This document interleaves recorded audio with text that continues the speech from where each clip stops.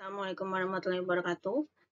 Langsung aja ya. Ini materi terakhir tentang peran pelaku dalam kegiatan ekonomi. Terus nanti ada juga hubungan pelaku ekonomi, tapi nanti saya kasih link video YouTube yang beda aja ya. Tapi intinya sama gitu. Oke, kita next dulu. Jadi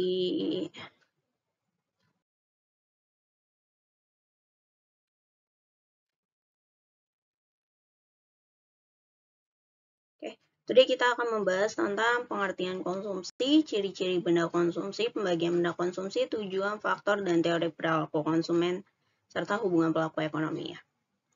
Oke, aku next dulu. Jadi, aku nggak usah review ya, karena ini udah. Kita next saja. Kita next saja. Biar cepet ya. Jadi hari ini kita belajar tentang konsumsi. Jadi apa itu konsumsi? Konsumsi itu adalah kegiatan menghabiskan atau mengurangi nilai guna suatu barang atau jasa. Jadi ketika kalian memakan makanan atau ketika kalian itu menggunakan suatu makanan, menggunakan suatu barang, pastikan nilai gunanya akan berkurang kan. Nah, nilai gunanya akan ketika nilai guna tersebut berkurang, kayak roti kan awalnya dia utuh, lalu kalian makan roti itu habis, nah itu nilai gunanya sudah berkurang, nah itulah yang disebut dengan konsumsi. Nah, ciri-ciri benda konsumsi itu yang pertama adalah dia itu benda ekonomi, artinya kita bisa membeli benda tersebut, itu termasuk ke dalam benda konsumsi. Yang kedua adalah benda tersebut dapat memenuhi kebutuhan hidup kita, contohnya kayak makanan kita sehari-hari ya, lalu ada barang-barang untuk kita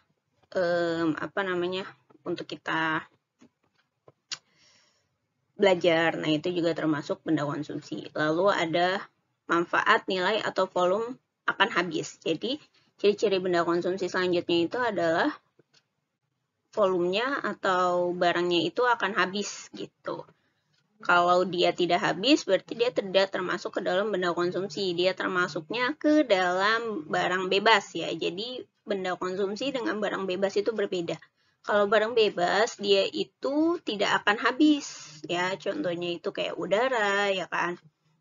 Dia juga tidak kita bayar ya. Jadi dia tidak termasuk benda ekonomi dan juga dia tidak termasuk ke dalam benda konsumsi. Lalu sinar matahari itu kan juga volumenya tidak akan habis ya, dan kita tidak bisa membelinya juga gitu. Jadi dia tidak termasuk ke dalam benda konsumsi. Jadi ciri-ciri benda konsumsi itu adalah yang pasti yang pertama bisa dibeli, yang kedua bisa memenuhi kebutuhan hidup, yang ketiga adalah volumenya akan habis. Jika ketiga ciri-ciri ini tidak terpenuhi, berarti tidak termasuk ke dalam benda konsumsi gitu ya. Nah, udara karena dia tidak bisa dibeli dan juga tidak akan habis, jadi dia tidak termasuk ke dalam benda konsumsi. Begitupun dengan sinar matahari dan lain sebagainya ya. Oke, kita next lagi.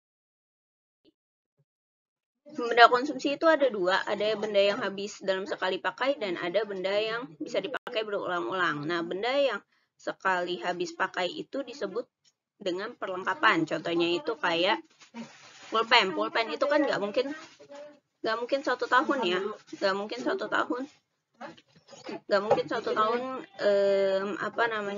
kita pakai ya kan, pasti sewaktu-waktu dia akan habis pulpen, penghapus kayak gitu-gitu ya. Lalu benda yang pemakaian berulang-ulang, nah benda yang pemakaian berulang-ulang itu disebut peralatan ya. Jadi benda yang habis pakai itu disebut perlengkapan dan benda yang pemakaian berulang-ulang itu disebut peralatan. Jadi perlengkapan dan peralatan itu berbeda. Kalau perlengkapan tadi yang aku sebutkan seperti pulpen, dia yang cepat habis ya, sampo, sabun, pokoknya semua yang cepat habis. Kalau benda yang pemakaian berulang-ulang tuh kayak meja. Meja kan nggak mungkin cepat habis ya. Terus habis itu kursi, terus habis itu mesin. Nah, itu termasuk ke dalam peralatan. Oke, kita next. Oke, jadi apa tujuan konsumsi itu? Tujuan konsumsi itu adalah untuk memenuhi kebutuhan hidup secara langsung ya. Itu adalah tujuan konsumsi. Oke, kita next lagi. Nah, faktor-faktor yang mempengaruhi konsumsi yang pertama itu adalah jumlah tanggungan keluarga. Jadi jumlah tanggungan keluarga itu akan mempengaruhi konsumsi kita. Kalau keluarga kita ada 5, ya kan pasti kita beli makannya 5. Kalau keluarga kita ada 2, ya kita beli makannya 2, ya kan. Nah, yang kedua adalah tingkat pendidikan. Semakin tinggi tingkat pendidikan, biasanya konsumsi kita akan semakin tinggi juga gitu. Kalau misalkan anak TK nggak butuh ya namanya buku-buku tebal pelajaran anak SD, ya kan, nggak butuh. Dia juga nggak butuh pulpen, tapi kalau misalkan udah beranjak SD kan dia butuh kayak gitu-gitu ya. Oke, lanjut. Tempat tinggal. Tempat tinggal kita juga mempengaruhi ya. Jadi kalau misalkan kita tinggal di kawasan elit, pasti kan konsumsinya akan jauh lebih tinggi daripada kita tinggal di kawasan yang biasa-biasa aja gitu. Terus selanjutnya ada lingkungan. Lingkungan kita juga mempengaruhi. Kalau lingkungan kita itu tergolong orang-orang kaya, pasti kita akan mengikuti lingkungan kita, ya kan. Konsumsi kita juga akan high class gitu. Tapi kalau misalkan lingkungan kita anak-anak biasa, ya konsumsi kita ya kayak anak-anak biasa aja gitu. Nah, itu termasuk ke dalam faktor non-ekonomi. Lalu ada faktor ekonomi. Faktor ekonomi itu adalah yang pertama tingkat pendapatan, yang kedua tingkat harga barang dan jasa, dan yang ketiga adalah ketersediaan barang, dagang, dan jasa. Nah, semakin tinggi pendapatan kita, pasti konsumsi kita akan semakin tinggi ya. Begitupun tingkat harga barang dan jasanya. Semakin tinggi barang jasa, semakin rendah juga kita membeli. Contoh, satu roti itu awalnya harganya 5.000. Kita punya uang 5.000, berarti kita bisa beli satu roti. Tapi, ketika kita punya uang 5.000, ternyata harga rotinya adalah naik jadi 10.000. Apakah kita bisa membeli roti itu? Pastinya nggak bisa, gitu ya. Lalu ketersediaan barang atau jasa. Semakin langka suatu barang, pasti harganya akan semakin tinggi ya. Contohnya kayak waktu awal pandemi itu ada krisis masker ya. Masker bisa sampai 1 juta waktu itu. Nah, ketersediaan barang atau jasa itu juga mempengaruhi faktor kita mengkonsumsi suatu barang gitu. Karena biasanya kalau misalkan barangnya langka, berarti kan orang yang mau konsumsi barang tersebut banyak ya. Kalau barangnya tidak langka, pasti permintaannya juga akan sedikit seperti itu. Itu termasuk faktor ekonomi. Oke, kita lanjut. Ini ada jumlah konsumsi coklat masyarakat Indonesia. Kalian bisa lihat di sini. Di sini ada nilai guna total yang disebut dengan total utility. Lalu ada juga nilai guna marginal atau marginal utility ya. Nah, bagaimana rumus nilai guna marginal atau MU? Rumusnya adalah delta TU dibagi dengan delta Q. Contohnya adalah seperti ini ya. Delta TU berarti TU2 40 dikurangi dengan 0. Ya. Berapa? 40 dikurangi 0 itu adalah 40 ya. Dibagi dengan delta Q. Delta Q berarti 1 pertama dikurangi 0. Ya, berarti sama dengan 1. Jadi nilai guna marginalnya adalah 40. Begitupun dengan yang kedua ini. Yang kedua itu delta TU-nya berarti 70 dikurangi dengan 40. Jadi 30. 30 dibagi dengan 2 dikurangi 1. Jadi hasilnya adalah 30. Begitu juga seterusnya ya. Oke, kita next lagi.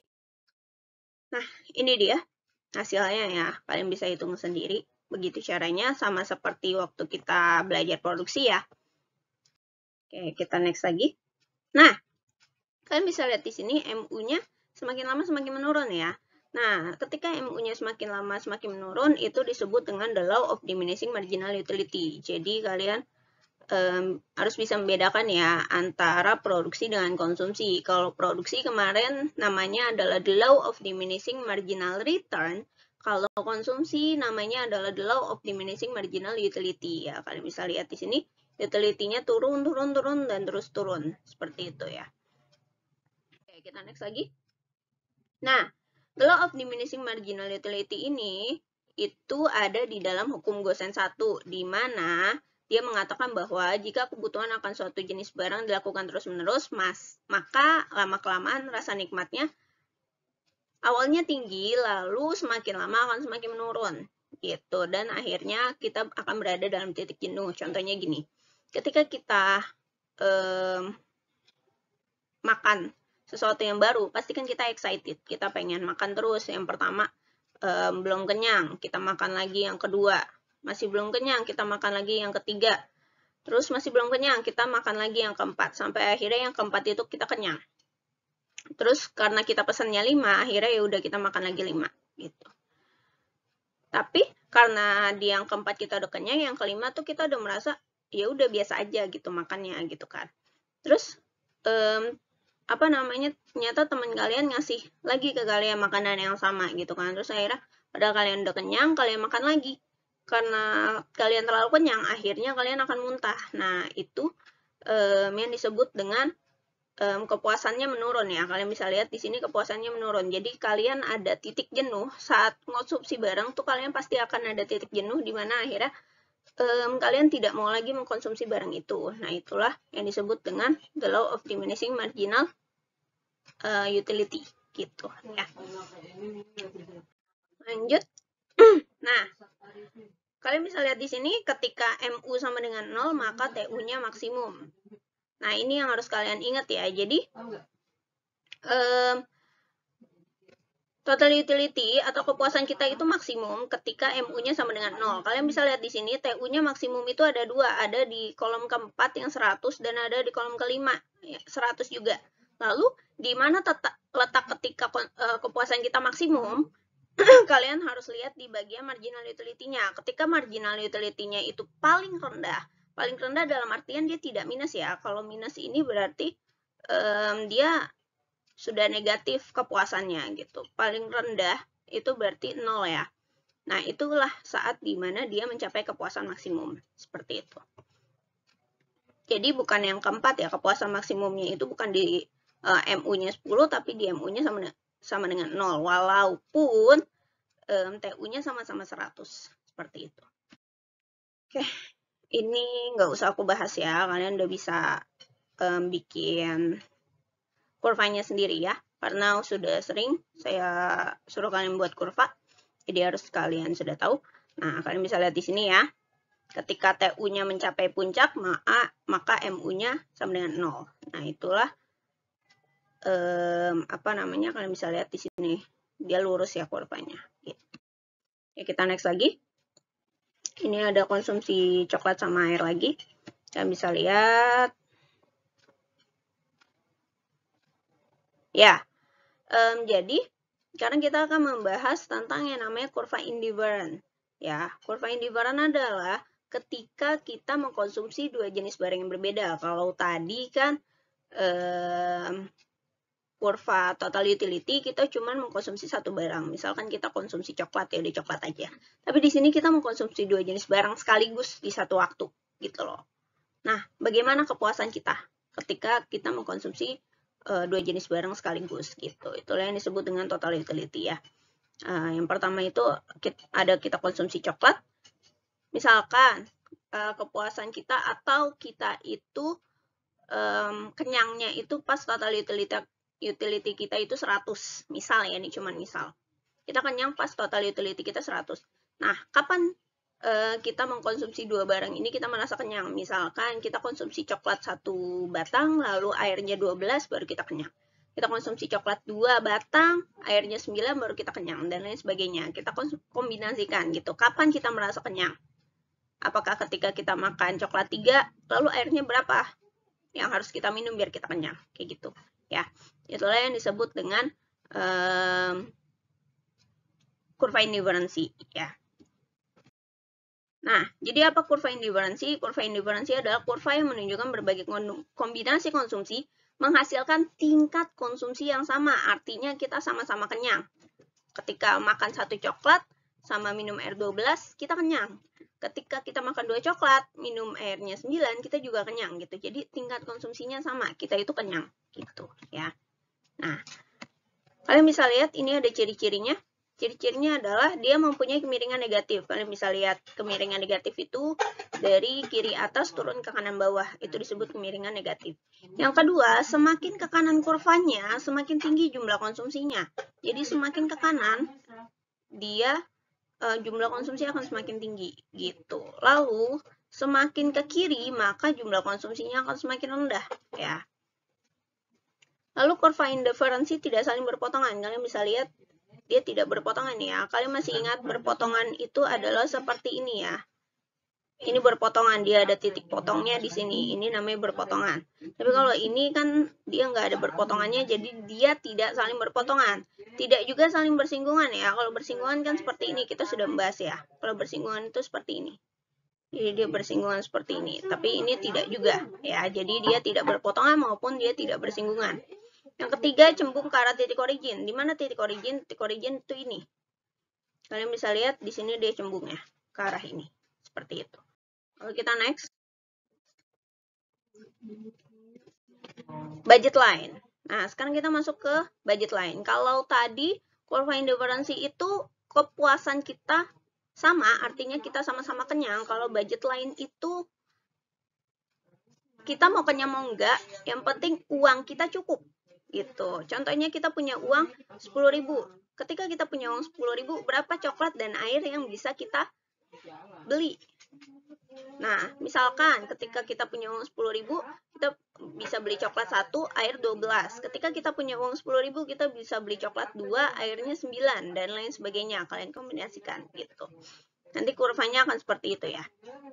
Nah, jadi apa budget line? Budget line itu adalah kurva yang menunjukkan berbagai kombinasi konsumsi menghasilkan tingkat biaya yang sama.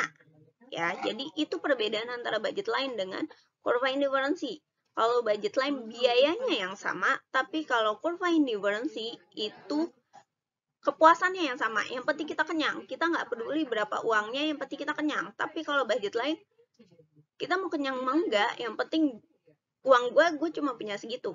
Gitu ya. Oke, kita next.